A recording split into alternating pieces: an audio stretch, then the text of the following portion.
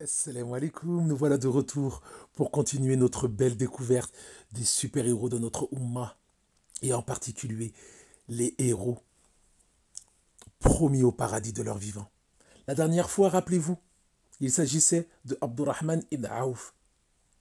Si nous devions retenir que peu de lui, rappelons-nous s'il vous plaît qu'il était donc un compagnon promis au paradis de son vivant, que c'était un riche reconnaissant, qu'il a présidé une prière en présence du prophète alayhi salatu salam et qu'il a pris en charge les épouses du prophète alayhi salatu salam après sa mort. Aujourd'hui, nous allons découvrir ensemble qui était cet homme que notre prophète alayhi salam avait surnommé le garant de la Ummah, qui est ce sahaba qui a réuni la pudeur, la modestie et la noblesse de caractère, qui est cet homme pour qui Omar pleura lors de son décès. Eh bien, sachons qu'il s'agit d'Abu Ubaïda ibn al-Jarrah.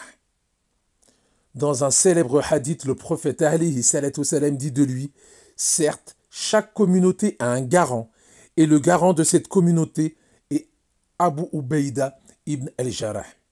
Abu Ubaïda fait partie des croyants de la première heure. Très vite, il a été persécuté à la Mecque. Il émigra alors en Abyssinie pour fuir les persécutions et pratiquer l'islam dans la paix. Il n'y resta que peu de temps avant de retourner à la Mecque avec une partie des musulmans. Et ensuite, il a émigré à Médine.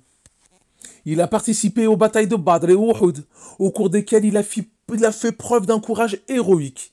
D'ailleurs, au cours de la bataille d'Uhud, le prophète Ali salatu salam a été frappé violemment à la tête, à tel point que les anneaux de son casque lui rentrèrent dans la joue et le firent saigner. Abu Ubaïda les retira alors de la joue du prophète Ali salam, avec sa bouche jusqu'à en perdre ses incisives. Subhanallah. Abu Ubaïda était connu pour son bon comportement, sa douceur et sa modestie. Omar l'aimait énormément. Un jour, alors qu'il était en compagnie de plusieurs personnes, Omar leur demanda de citer, à tour de rôle, le rêve qu'ils aimeraient voir se réaliser. Lorsque ce fut le tour de Omar, il dit: moi je rêve d'une maison remplie d'hommes semblables à Abu Ubaïda ibn al-Jarrah. Masha'Allah. Au cours de son califat, Omar lui confia le commandement des armées musulmanes envoyées au Chem. Abu Ubaïda accomplit sa mission de la meilleure des manières. Il fut l'un des principaux acteurs de la conquête de Damas et d'autres contrées du Cham. Cependant, la plus célèbre conquête réalisée sous son commandement n'est autre que la conquête d'Al-Quds, Jérusalem, en l'an 16 de l'Hégire. Abu Ubaïda mourut en l'an 18 de l'Hégire, sous le califat de Omar ibn al-Khattab. Au cours de cette année, la peste se répandit dans le Cham. L'armée d'Abu Ubaïda fut touchée par cette épidémie. Omar, aimant énormément Abu Ubaïda, craignait qu'il soit atteint par la peste et qu'il n'en meure. Il lui écrivit donc la lettre suivante pour lui demander de revenir rapidement à Médine. Un besoin vient de se présenter à moi, et je ne peux le combler sans ta présence. Je t'ordonne donc de te présenter rapidement à moi.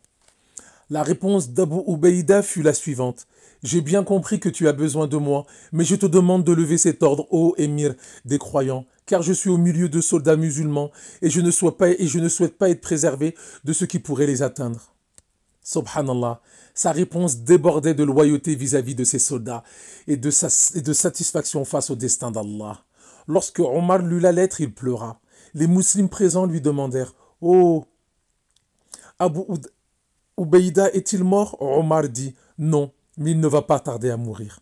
Radiallahu, qu'Allah soit satisfait du garant de cette Ummah. Je vous invite à approfondir. Il y a encore des belles choses à découvrir sur ce super-héros. Et en attendant, je vous dis, bi'idnillah, à très bientôt pour le prochain épisode. Assalamu alaikum wa rahmatullah wa barakatuh.